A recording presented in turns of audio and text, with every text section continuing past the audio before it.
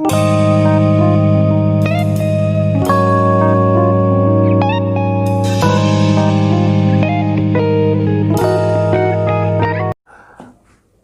the will deed becomes void, void means non-existential in nature. For a common man understanding, we can take it as invalid. So before coming to the topic, let us understand what a will deed is. Though everybody knows what a will deed is, I will just revise it once again. It's a legal declaration given by a person with reference to what should be done with the movable and immovable properties after his death. So will is written when he is alive. Okay, the basic ingredients of a will are it need not be registered. It can be written on a plain white paper. The person who makes the will is called the testator. He must be healthy. He can be even dumb, deaf or blind also, but he must be healthy.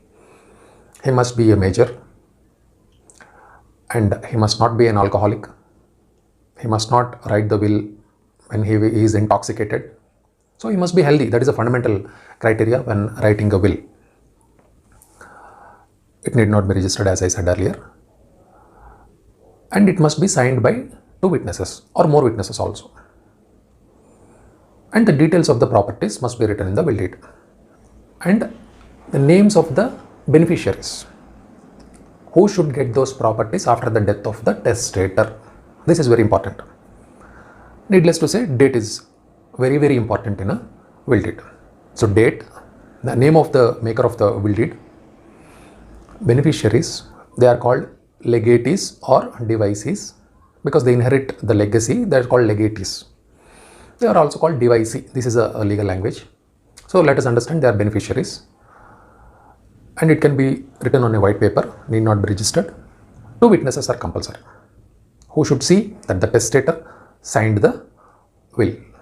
So this is what a brief understanding about will deed. It is generally will deed meets all those requirements. You can write anything, but when the will deed becomes void is what I am going to share with you.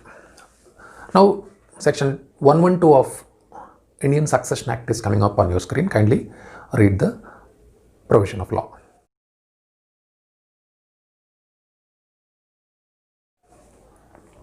Now section 112 says? It says that if a will is written to a beneficiary who doesn't exist on the date of the death of the maker of the will, then the will is void. Okay, I'll come again. Listen carefully. Section 112 says that whenever the testator or the maker of the will deed dies, the beneficiary whose name is written in the will deed must be alive. It is better to understand this with an illustration. Grandfather wrote a will deed pertaining to an immovable property in Hyderabad, that after his death, the property must be enjoyed by his son, that is father, or the property can go to father. And after the death of the father, the property can go to grandson. And after the death of the grandson, the property must go to great grandson. Now this will is perfectly valid if at the time of death of the testator, father should be alive, grandson should be alive, great grandson should be alive. But at the time of writing the will, great grandson may not have taken birth. No problem. He must have taken birth at the time of the death of the maker of the will. This is important.